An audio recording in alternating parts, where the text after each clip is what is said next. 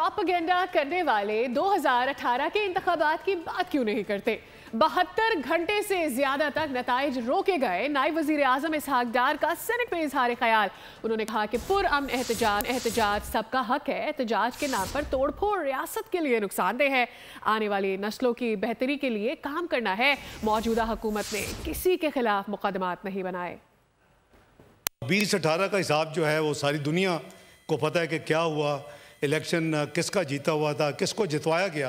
आप 2018 का हमारा मैंडेट वापस लौटा दें, हम उसको लेके अपनी टर्म पूरी कर लेते हैं। फिर आप 2024 का मैंडेट ले लें और फिर उसकी टर्म पूरी कर लें। 72 घंटे तक कई हलकों के रोके रखे रिजल्ट्स, और फिर एक नतीजा जो एक प्री ऑर्केस्ट्रेटेड था वो 2018 में दिया गया। ये यलगार से कोई मामला हल नहीं होते।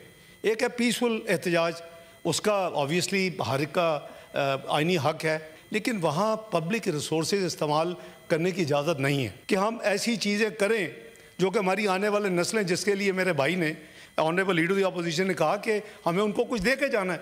मैं ये कह रहा हूँ कि हुकूमत ने किसी को किसी मुकदमा बनाने के लिए नहीं कहा। सब्सक्राइब करें और बेल दबाएं ताकि कोई खबर रह न जाए।